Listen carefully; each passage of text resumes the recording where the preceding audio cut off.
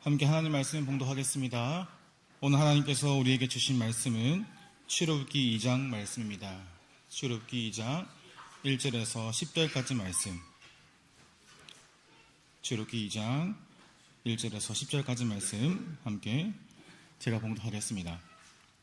레위 가족 중 한 사람이 가서 레위 여자에게 장가들어 그 여자가 임신하여 아들을 낳으니 그가 잘생긴 것을 보고 석 달 동안 그를 숨겼으나 더 숨길 수 없게 되매 그를 위하여 갈대 상자를 가져다가 역청과 나무진을 칠하고 아기를 거기 담아 나일 강가 갈대 사이에 두고 그의 누이가 어떻게 되는지를 알려고 멀리 섰더니 바로의 딸이 목욕하러 나일 강으로 내려오고 시녀들은 나일 강가를 거닐 때에 그가 갈대 사이에 상자를 보고 시녀를 보내어 가져다가 열고 그 아기를 보니 아기가 우는지라 그가 그를 불쌍히 여겨 이르되 이는 히브리 사람의 아기로다. 그의 누이가 바로의 딸에게 이르되 내가 가서 당신을 위하여 히브리 여인 중에서 유모를 불러다가 이 아기에게 젖을 먹이게 하리이까. 바로의 딸이 그에게 이르되 가라 하매 그 소녀가 가서 그 아기 어머니를 불러오니 바로의 딸이 그에게 이르되 이 아기를 데려다가 나를 위하여 젖을 먹이라. 내가 그 삭슬을 주리라. 여인이 아기를 데려다가 젖을 먹이더니 그 아기가 자라매 바로의 딸에게로 데려가니 그가 그의 아들이 되니라. 그가 그의 이름을 모세라 하여 이르되 이는 내가 그를 물에서 건져내었음이라 하였더라. 아멘.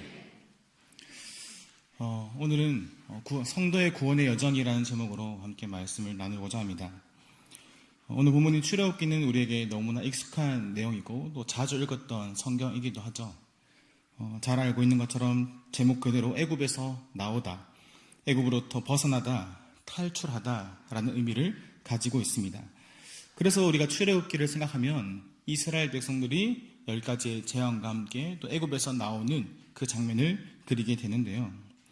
물론 그 부분도 출애굽기에서 너무나 중요한 장면이지만 실제로 출애굽기의 전체에서 애굽에서 나오는 장면은 반 정도도 되지 않습니다. 보통 출애굽기를 두 부분으로 나눌 수 있습니다. 앞부분은 말 그대로 애굽이란 나라에서 나오는 장면, 그리고 그 이후에는 하나님의 백성으로서 이스라엘 백성들이 어떻게 살아가야 하는지에 대한 가르침을 전하는 장면, 이렇게 나눌 수 있는데요. 이런 역할과함과 동시에 이 두 부분으로 나누는 그 말씀이 출애굽기 19장 말씀입니다. 출애굽기 19장 4절과 5절 말씀을 우리 함께 읽도록 하겠습니다. 내가 애굽 사람에게 어떻게 행하였음과 내가 어떻게 독수리 날개로 너희를 업어 내게로 인도하였음을 너희가 보았느니라. 세계가 다 내게 속하였나니 너희가 내 말을 잘 듣고 내 언약을 지키면 너희는 모든 민족 중에서 내 소유가 되겠고. 아멘. 네, 말씀을 잠시 놔둬주시면요.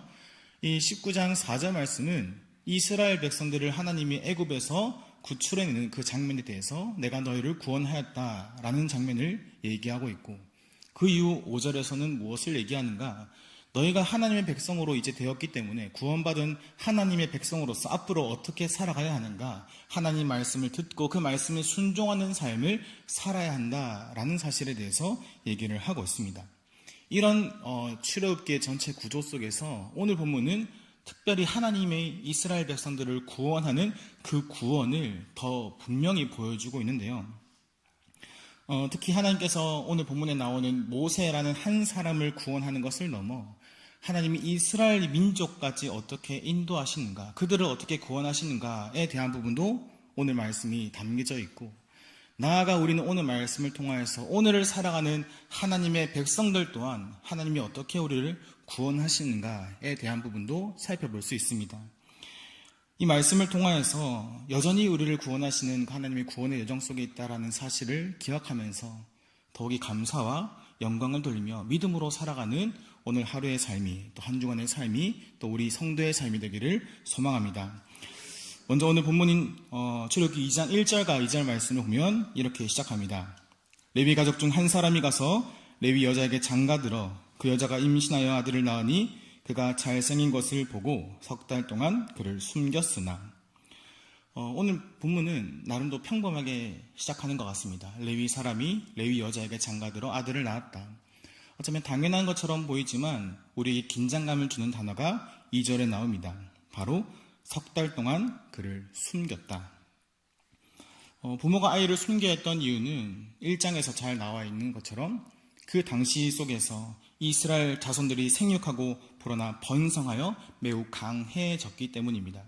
이 강해졌다라는 말은 그저 힘이 강했다라는 것이 아니라 셀 수 없이 사람 수가 많아졌다라는 것을 얘기하는데, 사람 수가 많아짐과 동시에 그 애굽의 왕 바로는 불안감이 생겼습니다. 이 사람이 많아진 이 노예지만 사람 수가 많은 이스라엘 백성들이 우리의 대적과 연합해서 우리를 치게 되면 힘든 상황이 오게 되니까 그들에게 노역을 시키면서 혹독한 일을 시켰던 것이죠.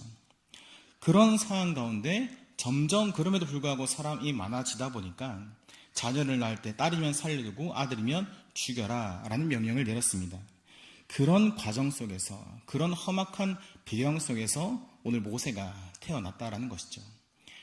우리의 이런 배경을 우리의 삶과 한번 비교해 보면 과연 모세가 태어났던 그 배경과 우리의 다음 세대들 또한 우리가 살아나는 이 세대는 과연 다를 부분이 있는가라는 것을 생각해 볼 필요가 있는 것 같습니다. 좀 오래된 단어이긴 하지만 우리가 세상을 살아가면서 특히 대한민국이 살기 점점 어렵다, 답답한 인생, 살기 힘든 인생, 그러면서 사람들이 붙인 단어가 있습니다. 헬조선. 우리가 살아가는 이 대한민국은 헬조선이다. 사는 게 힘들다. 앞으로 살아가는 그날도 만만치 않다. 그리고 그 헬조선에 살아가는 다음 세대들, 청년들은 N포 세대로 살아가고 있습니다. 연애를 포기하고 결혼을 포기하고 자녀를 포기하고 여러 것들을 점점 더 많이 포기해 나가고 있습니다. 포기할 것이 없어서 많은 청년들이 목숨까지도 포기하는 그런 험악한 인생, 그런 험악한 상황이 어쩌면 모세가 태어나는 그 여정과 우리가 살아가는 이 세상도 크게 다를 바 없는 것처럼 느껴지는 것 같습니다. 시간이 지나도 상황이 바뀔 것 같진 않고 다음 세대들의 미래를 위해서 기도하지만, 우리가 다음 세대를 위해서 그렇게 열심히 노력하고 기도하지만 정작 그들이 살아갈 그날을 우리는 상상하지도 못합니다.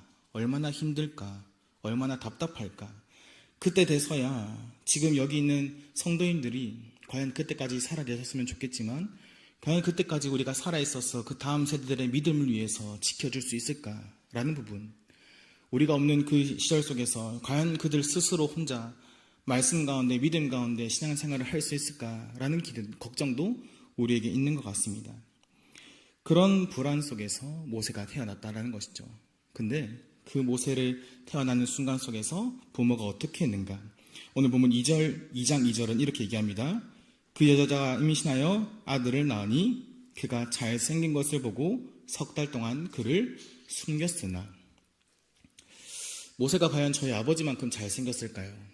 제가 어렸을 때 사진을, 제가 딱 태어났을 때 저희 아버지가 딱 그 한빛교회 왔을 때 앨범이 이제 생겨가지고 한번 찾아봤습니다. 물론 듣기는 했죠. 아버지가 잘생겼다. 물론 잘생긴 건 맞습니다.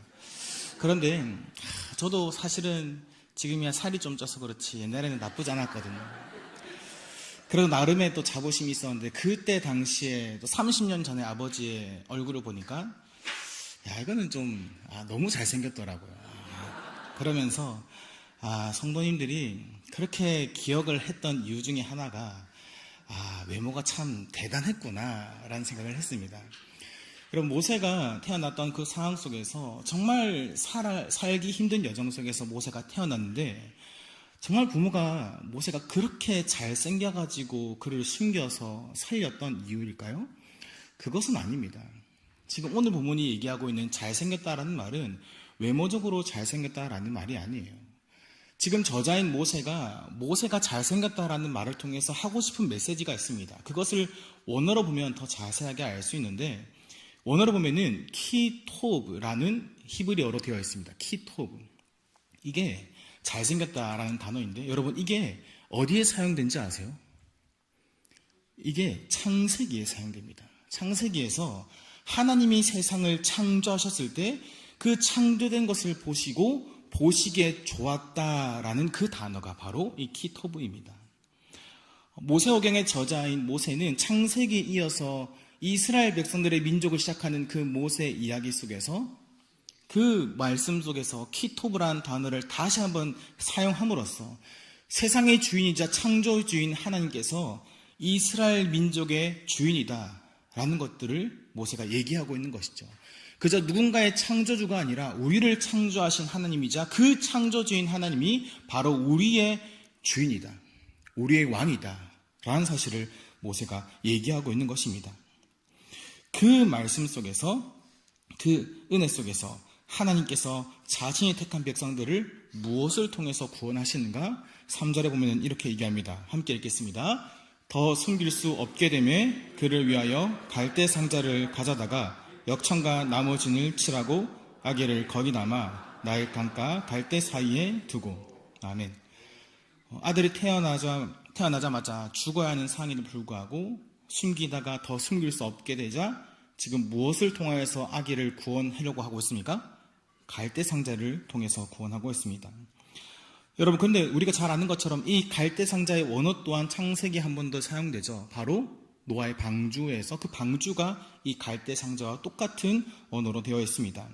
하나님께서 이스라엘 자기의 민족을 구원할 때 그 노아의 가족을 구원할 때도 마찬가지로 사용했던 그 구원의 방편이, 그 은혜의 방편이 갈대 상자였고 테바였고, 오늘 본문에 모세를 구원하는 그 장면 속에서도 그를 구원한 방편이 바로 갈대 상자, 그 테바다라는 것을 얘기하고 있는 것이죠. 이 테바야말로, 이 방주야말로 죽음과 심판으로 보호받고 하나님이 지키시는 은혜의 방편이라는 사실을 얘기하고 있는 것입니다. 그 말은 하나님께서 이스라엘 민족을 구원하셨던 것처럼, 모세를 구원하셨던 것처럼 오늘날 우리의 삶을 통해서도 무엇을 통해 구원하신다고요? 바로 테바를 통해서 구원하신다라는 것을 우리는 예측할 수 있습니다. 구약에서는 보통 물은 죽음의 근거가 됩니다. 우리를 죽게 만드는 근거가 되죠. 그 죽음의 근거로부터 보호받는 것이 바로 하나님의 구원의 방편인 테바인 것입니다. 여러분, 그런데요, 이 갈대 상자, 이 테바가 참 중요하지만 오늘 본문에서 정말 중요한 구원의 핵심적인 부분은 갈대 상자보다 더 중요한 부분이 있습니다. 우리 3절 말씀을 한 번 더 보겠습니다. 2장 3절입니다. 우리 한 번 더 읽겠습니다. 시작. 더 숨길 수 없게 되매 그를 위하여 갈대 상자를 가져다가 역청과 나무 진을 칠하고 아기를 거기 담아 나일 강가 갈대 사이에 두고. 아멘. 아무리 꼼꼼하게, 아무리 튼튼하게, 아무리 잘 갈대 상자를 만든다 하더라도 과연 그것을 물 위에 띄었을 때 물이 새지 않을까요? 물이 셀 수밖에 없습니다. 왜냐하면 그 조금의 틈이 있을 수밖에 없기 때문이죠.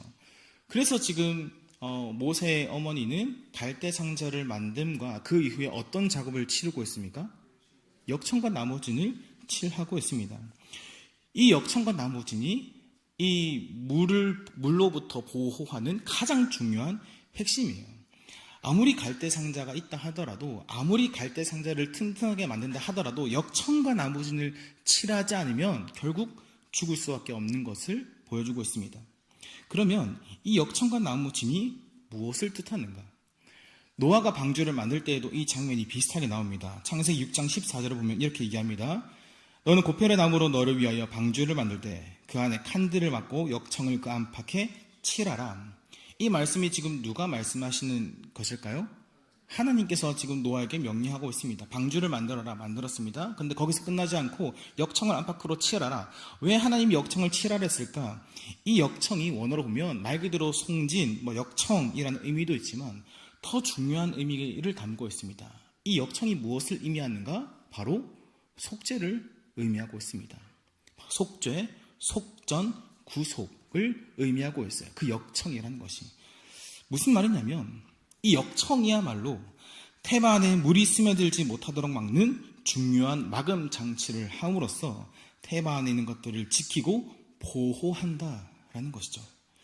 결국 성도의 구원의 여정 속에서 가장 핵심은 바로 속죄이자 속전입니다. 택하신 백성들을 구원하기 위한 하나님의 은혜의 방편인 테바 안에 들어가는 것도 너무나 중요하지만 그 테바에 역청이 칠해져 있지 않으면, 역청을 바르지 않으면 우리는 그 완벽한 죽음의 근거로부터 보호받을 수 없습니다. 그렇다면 여러분, 우리가 당연히 아는 것처럼 이 속죄는, 이 대속은 누구를 가리키고 있습니까? 바로 예수 그리스도를 가리키고 있습니다.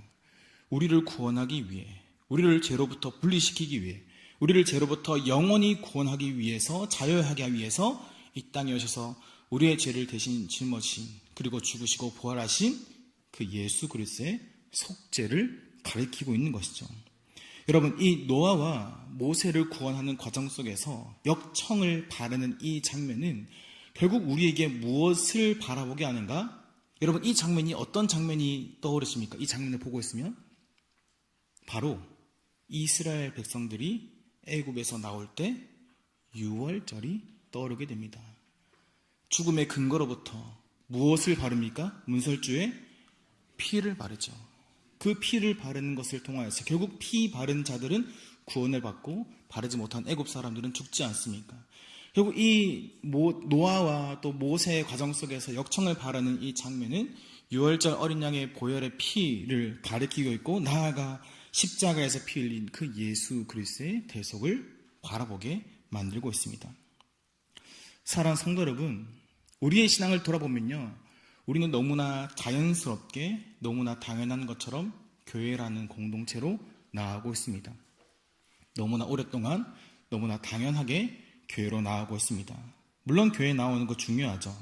그런데 여러분, 교회로 나온 것 자체가 우리를 구원할 수 있을까요? 교회로 나오는 것 자체만으로 우리가 구원받을 수 있습니까? 아니죠. 중요한 것은 하나님이 교회를 통해 세우신 담임 목사님을 통해서 선포되는 하나님의 말씀이, 그 말씀 속에 담겨있는 복음이 우리를 살린다라는 사실을 기억해야 됩니다. 우리는 그 은혜로 말미암아, 하나님이 주신 선물로 말미암아 구원을 받았음을 우리는 믿음으로 고백해야 한다는 것이죠. 그런데요, 정말 감사한 것은 우리가 교회로 나왔고, 우리가 말씀을 들었고, 그 말씀을 내가 똑똑한 지혜로 이해했고 깨달았고 믿은 것이 아니라, 그 모든 과정 속에서 누가 우리를 부르셨다고요? 하나님이 우리를 교회로 부르셨습니다. 그리고 하나님이 우리에게 들을 마음을 주셨고요, 그 마음 속에서 믿음 또한 주셨다라는 것이죠. 그 말은 우리가 교회에 나와서 말씀을 듣고 믿은 그 자체가 하나님의 구원의 여정이라는 것이고, 모든 순간이 하나님의 섭리 안에 있다는 사실을 보여주고 있습니다.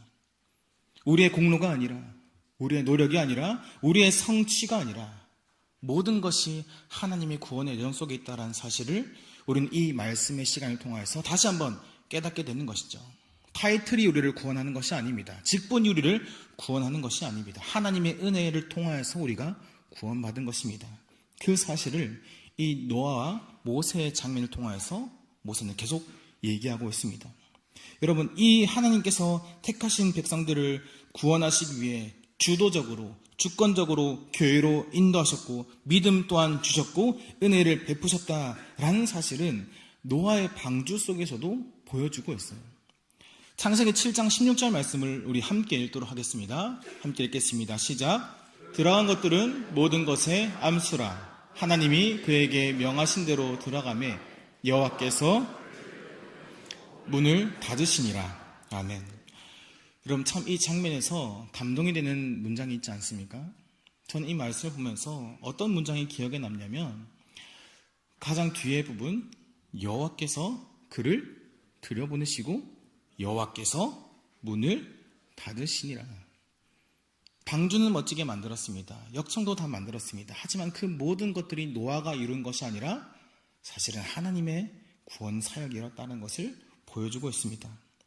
여러분, 하나님께서 우리의 백성들을, 자신의 백성들을 택하셨고 그 택하신 백성들을 구원으로 끝까지 인도하시는 분이라는 사실을 믿으시길 바랍니다. 오늘 본문에서도 하나님께서 창조하시고 택한 백성들을 구원하는 그 하나님의 의지와 그 신실하심을 동일하게 보여주고 있는데, 여러분, 모세를 담은 갈대 상자에 역청과 나무진을 다 칠했습니다. 그리고 그 갈대 상자를 어디에 두고 있죠? 나일강과 갈대 사이에 두었습니다. 여러분, 이 갈대라는 히브리어 원어로 보면은 히브리어로 숲이라고 되어 있는데요. 나중에 이스라엘 백성들이 출애굽하고 나서 정말 이제는 우리 죽었다, 더 이상 도망갈 데가 없다라고 느꼈던 그 순간이 언제인지 아십니까? 어디일까요? 맞습니다. 홍해입니다. 이스라엘 백성들이 이제 막 애굽에서 나왔는데 이제 좀 뭔가 자유하게 될 것처럼 여겨졌지만 뒤에는 애굽의 군대가 쫓아오 있고 앞에서는 홍해가 가로막아 있었던, 아무것도 어디에도 도망칠 곳이 없다고 느껴졌던 그 절체절명의 순간에서도 하나님이 너희를 동일하게 구원하실 것이다 라는 장면이 오늘 본문에서도 보여주고 있어요. 왜냐하면 그 갈대라는 원어가 숲이지만 홍해의 원어가 얌숲입니다. 얌숲. 무슨 말이냐면 이미 하나님은 모세와 이스라엘 백성들을 구원하실 것이다. 지금 이 순간뿐만이 아니라 애굽이란 나라에서도 구원하실 것뿐만 아니라 너희가 나중에 홍해라는 순간에서도 내가 너희를 구원할 것이다 라는 말씀이 이 말씀 속에 담겨 있는 것이죠. 우리는 알지 못하지만, 우리의 한치 앞을 알지 못하는 캄캄한 인생을 살아가지만 사실은 우리에게 말씀하시는 그 하나님은 우리 인생의 빛이 되어 주셔서 어디로 가든지 무엇을 하든지 우리를 구원으로 인도하고 계심을 믿으시길 바랍니다. 모세는 그것을 알았습니다. 그렇기 때문에 모세가 그 홍해 앞에 섰을 때 이스라엘 백성들에게 뭐라고 얘기하냐? 출애굽기 14장 말씀, 출애굽기 14장 13절과 13, 14절입니다. 우리 함께 읽겠습니다. 시작. 모세가 백성에게 이르되 너희는 두려워하지 말고 가만히 서서 여호와께서 오늘 너희를 위하여 행하시는 구원을 보라. 너희가 오늘 본 애굽 사람을 영원히 다시 보지 아니하리라. 여호와께서 너희를 위하여 싸우시리니 너희는 가만히 있을지니라. 아멘. 여러분, 아멘이지 않습니까? 13절 말씀, 너희는 두려워하지 말고 가만히 서서 여호와께서 오늘 너희를 위하여 행하시는 무엇을 보라? 구원을 보라. 그 구원은 우연히 이 순간에 나타나는 내가 잠깐 깜빡했다, 내가 이 홍해 생각하지 못했네, 그 구원이 아니라 이미 모세의 구원 과정 속에서 내가 너희를 신실하게 구원할 것이다. 왜? 나는 너희를 창조한 하나님이자 나는 너희의 주인 하나님이기 때문이다. 나는 너희를 언제 어디서든지 영원히 함께할 것이고 너희를 신실하게 구원할 것이다. 여러분, 그 하나님이 우리의 하나님이십니다. 그 신실하신 하나님이, 그 구원을 신실하게 이루실 그 하나님이 지금 우리가 함께 고백하고 믿고 있는 하나님이라는 것이고 우리 다음 세대들이 믿어야 할 하나님이라는 사실을 우리는 기억해야 됩니다. 여러분, 세상은 변해도요, 세상이 점점 타락해도요, 점점 헬 조선을 나아가 더 큰 헬 조선으로 나아간다 하더라도 그럼에도 불구하고 하나님은 신실하게 자신의 백성들을 구원하실 것입니다. 우리의 생각지도 못한 방법으로, 우리가 예상하지 못했던 그런 방법으로, 하나님의 방법으로, 하나님의 때에 우리를 완벽하게 구원하실 것입니다. 여러분, 이 고백이요, 우리가 가져야 될 고백인데요, 카빈주의 5대 교리에 보면 우리가 정말 기억해야 될 교리를 얘기하고 있습니다. 그 제 5번째 성도의 견인이라는 고백인데 우리 한번 같이 고백하도록 하겠습니다. 함께 읽겠습니다. 택함 받은 자들은 영원토록 그리스도 안에서 안전하다. 그리스도께서는 스스로 인내하시고 그들에게 힘을 주셔서 그들이 그분 안에서 영원토록 인내할 수 있도록 만드신다. 한때 타락할 수 있어도 하나님의 효과적인 부르심을 받은 자는 궁극적으로 반드시 구원받게 된다. 아멘. 이것이 하나님께서 택하신 백성들을 구원하는 방법이자 그분의 신실하심을 드러내는 교리입니다.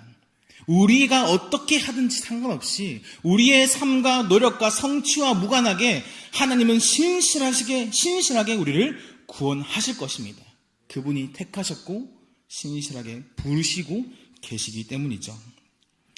하나님의 택함받은 한빛교회 모든 성도님들은 하나님의 그 신실하심 속에서 끝내 구원받을 것입니다. 그 구원의 원인은 말씀드렸던 것처럼 우리의 노력도 아니고 우리의 결과도 아니고 우리의 성취도 아니고 우리를 향한 하나님의 긍휼과 불쌍히 여기신 그분의 자비와 은혜 때문임을 믿으시길 바랍니다. 그 자비는요, 오늘 본문의 바로의 딸의 모습을 통해서 이스라엘 백성들에게 보여주고 있습니다. 죄로 인해 고통받고 울고 있는 자들을 불쌍히 여기시는 하나님, 아무도 나를 보호하지 않고 아무도 나를 구원하지 않는 그 여정 속에서 나를 불쌍히 여기시는 그 하나님, 세상 그 어디에도 갈 수 없는 그 답답한 이 심정을 가지고 살아가지만 어디에도 마음을 둘 곳 없는 우리의 인생을 불쌍히 여기시는 하나님, 내가 죄로 인해 벗어날 수 없고 죄의 능력을 가지고 죄로부터 벗어날 수 있는 능력과 의지도 없는 그런 무능력한 존재이지만 그런 나를 선택하시고 구원하신 은혜를 베푸신 그 하나님의 자비, 우리는 그 사실 때문에 구원을 받을 수 있게 되었습니다. 그러니 우리가 교회로 나오면서 말씀을 들으면서 성도로 살아가면서 구원에 대한 말씀을 들으면서 다시 한번 하나님의 은혜를 깨닫게 되었을 때 어찌 감사하지 않을 수가 있겠습니까? 내가 한 건 아무것도 없고 모든 것이 주의 은혜인데, 그렇기 때문에 성도로 살아가는 모든 순간은 더 겸손할 수밖에 없고 더 감사할 수밖에 없는 인생이어야 할 것입니다. 우리는 오늘 말씀을 통하여서 모든 성도는 하나님의 구원의 여정 속에 있다는 사실을 깨달았습니다. 노아가 방주를 탔던 그 시대 상황에서도, 모세가 갈대 상자 안에 있을 수밖에 없었던 그 상황에서도, 이후 애굽을 나왔지만 애굽의 군대와 또 홍해라는 장애물로 인해 이스라엘 백성들이 그 위급한 순간에 있었음에도 불구하고 성도는 여전히 하나님의 구원의 여정 속에 있음을 믿으시길 바랍니다. 이 구원의 여정 속에 있는 우리가 딱 두 가지를 기억했으면 좋겠습니다. 첫 번째는 이 땅에 나그네이자 하나님의 백성으로 살아가는 우리의 인생이 결코 쉽지 않다는 사실을 기억합시다. 여러분, 우리가 성도로 살아간다 해서, 말씀으로 살아간다 해서 우리가 세상적으로 부와 명예와 성공을 누리는 것은 아니에요. 너무나 잘 알지 않습니까? 어쩌면 그리스도인으로 살아가는 그 세상이 더 힘들고 더 답답할 수가 있습니다. 어쩌면 예수를 믿고 교회로 나오는 것을 포기해야 하는 그런 마음도 들 때가 있는 것이죠. 결코 쉽지 않습니다. 우리 다음 세대들이 살아갈 그날도 결코 쉽지 않습니다. 하지만 그럼에도 불구하고 우리가 더 크게 가슴에 기억해야 될 두 번째는 하나님은 자신이 택한 백성들을 어떤 상황 속에서도 그들의 고통을 기억하시고 그들을 지키시며 끝내 구원하실 것이라는 사실을 우리는 기억해야 됩니다. 그 믿음이, 그 은혜가 우리에게 여전히 임한다는 사실을 기억했을 때, 비록 내 현실은 힘들지만, 비록 오늘 하루 살아가는 것, 이번에 한 주의 삶을 살아가는 그 답답함이 내 안에 담겨있지만, 그럼에도 불구하고 우리는 신실하신 하나님을 의지하여서 믿음으로 한 걸음 내디딜 수 있습니다. 여러분, 그러면 그 구원의 여정 속에 있는 우리가 결단해야 될 것, 그러면 주님, 내가 어떻게 살아가야 되겠습니까? 내가 구원의 여정 속에 있는데, 정말 내가 구원의 여정 속에 있다면 나와 우리 다음 세대들이 어떻게 살아가야 하겠습니까? 주님, 저는 오늘 말씀을 준비하면서 딱 한 가지를 나누고 싶습니다. 다른 건 몰라도 여러분, 교회를 떠나지 맙시다. 다른 건 몰라도 시대가 바뀌어도 상황이 바뀌어도 절대 교회를 떠나지 말기를 소망합니다. 우리 다음 세대들에게 뭐 해라 다 좋아요. 하지만 딱 한 가지만 심겨줬으면 좋겠어요. 사랑하는 애들아, 네가 어디에 가든지, 네가 무엇을 하든지, 결혼을 해서든지, 다른 나라에 가든지 상관없어. 하지만 교회는 떠나지 마. 교회는 떠나지 마. 왜 그런가 하면 그 교회를 통하여서 하나님이 복음의 메시지를 선포하기 때문입니다. 그 말씀이 우리를 살리기 때문이죠. 그 말씀을 들을 기회가 없는 것 자체가 이미 우리는 죽은 것입니다. 우리가 정말 삶 가운데 결단해야 될 것, 우리는 절대로 교회를 떠나서는 안 됩니다. 교회 중심, 하나님 중심, 성경 중심, 그 모든 것들이 다 중요하지만 우리가 교회로 나왔을 때 우리는 말씀을 통하여서 더욱이 하나님을 바라볼 수 있습니다. 사랑하는 성도 여러분, 하나님은 지금도 우리를 교회로 부르시며 말씀을 듣게 하십니다. 그 말씀을 통해 우리를 구원으로 인도하고 계십니다. 그렇게 세상이 아무리 답답하고 불안하다 하더라도, 걱정과 염려가 우리를 닥친다 하더라도 결코 교회를 떠나지 않는 성도님들의 삶이 되기를 소망합니다.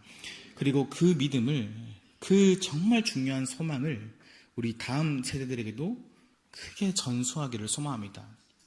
내 직업의 전수, 내 생활의 전수가 아니라 교회에 나왔는 신앙의 전수를 아이들에게 물려주기를 소망합니다. 이 신앙 속에서 여전히 우리를 견인하시는 그 하나님의 신실하심을 바라보며 오늘 하루도 믿음으로 살아가는 모든 성도님들의 삶이 되길 간절히 소망합니다. 아멘.